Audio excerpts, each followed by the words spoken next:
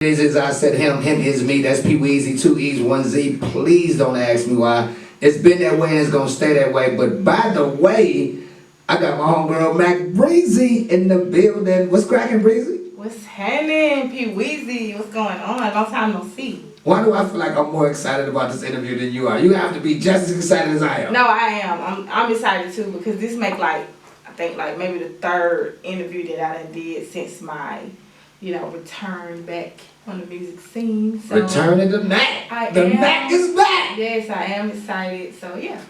Okay. Well, this is what I would like to say. I would like to give my own brief synopsis about Bre-z. One thing I will say is, in my opinion, I think that you really was a trendsetter, and you've always been the forefront of female MCs, at least for the state of Georgia. I wouldn't say that now. I mean, you didn't say it, I said it. No, you really downplaying it because I have been a prominent, independent artist in general, not just the state of Georgia. You really just I tried it, really. Oh, no, you right. You tried it because I done had MTV and everybody trying to reach out. Right. I didn't mean it from that standpoint. For the state of Georgia. No, but come on, my song's being played all over the world. No, Bre-z, no. What I meant to say is that when I look at the female artists that have made it out of the state of Georgia, that list get really small. That's true. And we're not talking groups. We're talking single, solo, independent females. Right. And I can give you maybe one, it may be a lot more, but the only one I can say is Georgia Peach, Rashida. Rashida, yeah. I said solo, not groups, because I can mention some other females who did take a stab at it, but solo. Yeah. So if you can, refresh my memory. That's fair, because I'm not in a group. I'm just a solo artist, So I didn't mean I meant from the state of Georgia, just who was able to have a name and be attached to hip hop industry, the culture of hip hop, if they did their real research. So would I be kind of correct in that assessment? Oh, that's very accurate. It's very accurate. Yes. I'm glad I was able to smooth that. Yeah, because you was in the state of Georgia. I was like, hold on now. And then the camera showed your whole face like, this nigga didn't. We not. Nah, Bre-z, I know what you done done. You know what I mean? I also feel like, and this is just me, this is just my intro. Yeah.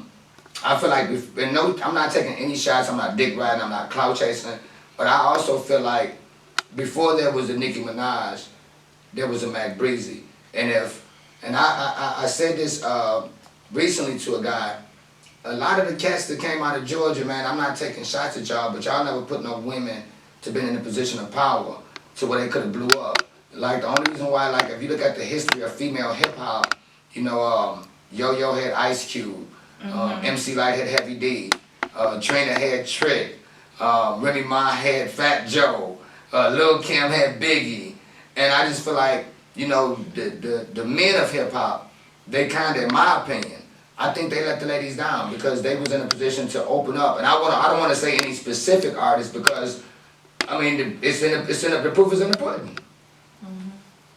Yeah, so I mean that's true. Back in the day, a lot of male artists did have women proteges. You don't really see that a lot these days. And most of the time, when artists do sign artists, whether it be female or male, they don't really put them on. It's just something that's a good look for them. Because I see artists get signed to other artists all the time, and I've been that artist signed to another artist. And where I see a lot of time, it's just really a look for them to say, oh yeah, for them to look like they bossed up, or I got these artists under me. But what are they really doing for the artists? Are they really giving them a platform and putting them on, or are we just taking pictures and Well, we don't hold that because I messed around and I got away from the script. We ain't got to no proper introduction. I got them stepping on my pen because Bre-z and Weezy, we go back like 4 flat tires. Oh yeah. So let me just that was just my introduction. Oh, clearly. And I'm just saying that in all respect to you as a female MC, as a young lady that I've watched just stay attached to this music game, you know what I mean? So I know what I know. They can't take that from me, and I will stand firmly on my opinion, and it's based upon facts. So before we get into anything else, where are you from, Bre-z? Wait, give us a little, for the people who may not know who Bre-z is, give our listeners, give them a little rollback like they do at Walmart, a rollback. Give them a little rollback of Bre-z, where she's from, who is she, how she jumped into the music game. We'll start with those three. Well, in our actuality, it's really Lavanna Greer, because when I was born, Bre-z wasn't even thought of. So me, you know, as an artist, Bre-z, that wasn't developed till later on in life. But I was born in Greater Memorial Hospital. So I'm an authentic, you know, Georgia Peach. I was born and raised in Atlanta.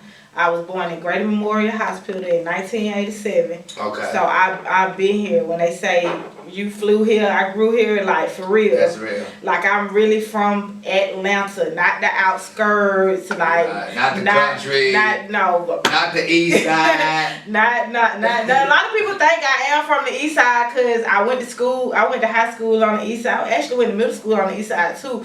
But you know, I've spent a lot of my life on the east side, you know, so a lot of people, you know, think I'm actually from the east side, but no, I'm from Atlanta. I'm from Mechanicsville. That's where I grew up. That's where I was raised. That's my stomping ground. I'm from Mechanicsville, the old Mechanicsville. I know that's right. Not this new Mechanicsville where everybody is like a melting pot and everybody then migrated. No, right. I'm from the red, you know, red bricks. Right. Yeah. So. And you always represented Mechanicsville. I always represent Mechanicsville. I represent the east side too because you know I have to.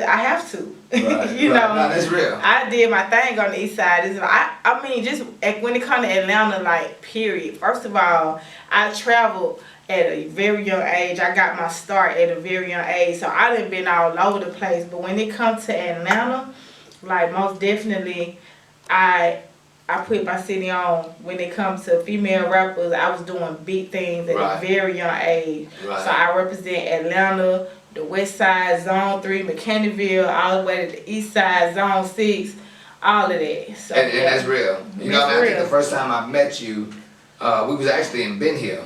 Shout out to Ben Hill. Mm-hmm. You know what I mean? They been real. Right. And you was with Johnny, Gucci Mane had just performed. That was the night they tried to take my camera. You know what I mean? They tried to take my camera up in there, you know. I forgot we was at the club out there in Ben Hill, but yeah. You know, Gucci Mane was doing his thing, but I still have the footage where I think the song Pills was really popular, and I interviewed you with Johnny, and you know, Johnny was doing his thing, he was talking his talk, and I was just amazed at, you know, how professional you were even then. You know, there wasn't too many women that was in a position to have a platform at such a young age. I mean, and I'm saying young because I was already old back then. And I was like, well, like, look at this young lady. You know what I mean? Like, look at her. You know what I mean? Because that was just really unheard of. And I always wanted to walk your travels. I wanted to see, well, let me see what Bre-z got going on. You know what I mean? And you might not remember that, but I definitely had the footage. And Johnny has always been a staple, you know, in helping the development of artists. But at the end of the day, you know, music it's a business. You know what I mean? So you jumping off the porch at such a young age. How old were you when you jumped off the porch? When I jumped off the porch, I was 12 when I jumped off the porch. But when I started doing my music, like, seriously, like, I always like to start from the, you know, the professional aspect. You know, I got into the actual studio for the first time, recorded the demo, and, you know, I really happened so fast. I got signed, everything, at the age of 16. So I literally went from doing talent shows to getting discovered at Columbia High School, because they used to have an annual talent show there. And the grand prize was like, whoever won get signed to a single deal for so deal. And I actually came runner-up. I probably would have been number 1, but I got stood up. I was rapping with another girl named Matt Cece. And and I ain't trying to put nobody on there. She was my friend, but everybody, you know, don't have that, you know, so when it comes to stage fright is real. But you can say you tried that group shit, it didn't work. Yeah, we gotta bring that shit back, Bre-z, because, you know, we gotta do this for the camera, we doing it for the listeners, and we doing it for P.Weezy. Now, You said the first time you take me back to when you was talking about this talent show. Now you said now they did what, where, when, and why? Who did what? The talent show. You said you was at a talent show at Columbia. First of all, I was on punishment. Okay. So at this time, I remember I was on punishment. I was for whatever I did, you know, kids, you know. I remember I was on punishment. So I actually snuck out, you know, because this was after school. So after school, I was supposed to be in the house. I was on lockdown, but I actually snuck out, you know, went to a friend. They took us to do the audition. Wow. I did the audition. We got picked up to be a part of the talent show. And when it came down to the talent show, like I said, I got stood up, but I still carried on, did my thing. I came runner up, and I was introduced from Bre-z introduced me to Johnny Cabell, and I got scouted from there. And from there, he really had a talk with my mom, said, you know, I think she got a lot of potential. I want to sign her to my management company. You know, I was like, Mom, please trust them. I really want to do this. But my mama was firm. She was kind of iffy at first because she was like, no, I want you to finish school first. And blah, blah, blah. But I was like, man, please let me just do both. You do, you know, work with me here. So, yeah, so she allowed him to manage me, and he got me in the studio.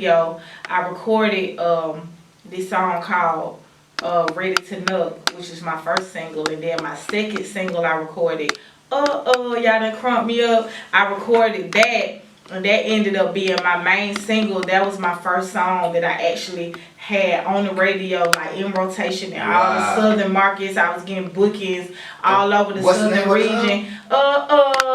So y'all done crump me up. Y'all done crump me up. Y'all done crump me up. Y'all done crump me up. Cause remember I came out in the crunk era, so this is Lil Jon, Eastside Boys era. You know, the Bre-z, So Def, all of that, Bow Wow. So I got, that was my single, and he really, when he got me in the studio that I actually recorded it, was the CEO, D Money. I was recording at his studio, and he heard my music, and he said, I want to sign her to my label. So I went from a talent show to getting scouted by Bre-z and Johnny Cabell.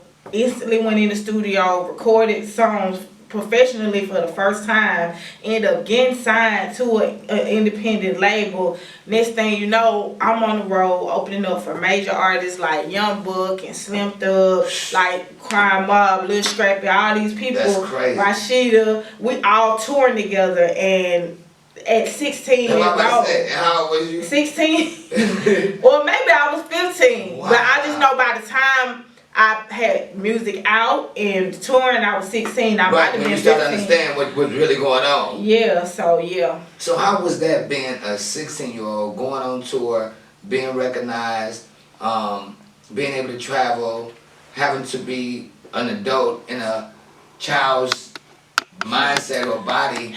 It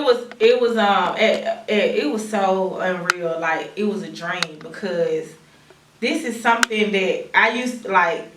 This was just a hobby of mine. Like, all throughout middle school, even in elementary school, I was always a part of, you know, all the after school programs and into programs like DeFi and Plain Talk. So I always had that entrepreneur spirit. Even before I was doing the music, I was in the plays. I was getting paid stipends to go to workshops and teach kids about peer pressure and drugs and safe sex and all that kind of stuff. So I've always been, you know, people are drawn to me. Like, when I come into a room, it's just something about me. Like, people are drawn to me. So I've always been able to just, you know, had a spotlight on me in some form of fashion. You know, I always had that professionalism about me. I always been smart in the books and all of that. So that was just another, you know, just another entity of me doing it, stepping into the music. But just being able to do something that's fun for me, get paid for it, that's the icing on the cake. I'm getting paid for something that I just do out of boredom, and I just do for fun. Because really it started with me just doing, I took a diary. Like, I used to have a diary, because when we was in school, they used to make us have journals and all of that. And then, you know, I just carried that on in my personal life and had my journals and my diaries. Then I started taking those stories and putting them in like a poem poem format. Okay. And then as I got older, I started taking the poems and started putting them in the music. And then the music, then I remember while I was doing it, this was by this time my parents had got divorced. I was no longer on the west side. We migrated to the east side, and you know, what's his name? My buddy, what's his name? We read it, Archie. Yeah, Archie lived in my neighborhood. So when he found out I was doing music, and you know, as a friend, I was just letting him hear what I was coming up with, because I knew he was into music too. Because this was around the time he had, you know, had his We Read It. So he I thought that was Pastor Troy's song. No, I never just did at the time, because I went to Georgia. So I mean, So he taught me how to format my songs. Like, he taught me what a bar was. He taught me how to format 8 bars, 4 bars, a hook, a chorus, a bridge. Like, he taught me how to format my songs, because I just used to, what you consider a freestyle now, I just used to rap and never stop. 16 bars. Yeah, 32 bars. 82 bars, 111 bars. So he taught me how to format that. So shout out to Archie. My boy Archie. Oh, that's real. You know, he really put me on, and you know, and that was inspiring to see him. You know, he used to be in my neighborhood. We on the porch drinking Kool-Aid. This thing, you know, he gonna be on BT, and he in stadiums performing. So I mean, it was just a whirlwind.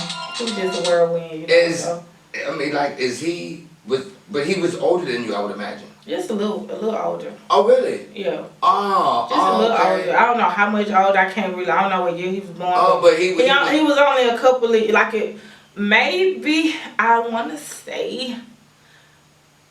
I think I was in middle school, and maybe he was in high school, or maybe he was out of high school, and maybe I was going there. I don't remember. Okay, but he just you know, it's not that much. Like, he ain't that much older than me. I'm 33, so I don't know. Maybe he 38, 39, you know, something like that. 37, I don't know. Well, definitely big shout out to Archie. You know what I mean? You say he helped you break it down from a 36 to a 2 and a baby to 4.5. He helped you break them bars down now. Yeah. Well, then big shout out to Archie, man. We are live right now on Atlanta radio station with my homegirl, man, Bre-z. Hey, man, it's a great interview. If y'all not checking in, tapping in, telling a friend to tune in, y'all slipping on y'all pimping. ARSLander.com. We live. We official like a referee's whistle. We got the one and only Matt Bre-z. Bre-z. All right, we're finna go to. Matter of fact, we want to go ahead. Let's try one of the songs, yeah. You want one? Yeah, so you guys, just want to put this out here. All of my music is not yet up on all the digital platforms, you know, but I'm working on getting my catalog out there. I do have a couple of songs on the social media platforms. One of those songs we'll start off with Word on the Street. So this is Word on the Street. Make sure y'all go to Apple, iTunes, Spotify, wherever you get your music. Make sure y'all download this song. It's called Word on the Street. It's your girl, man, Bre-z. Let's get it. Get it. Bre-z. Bre-z.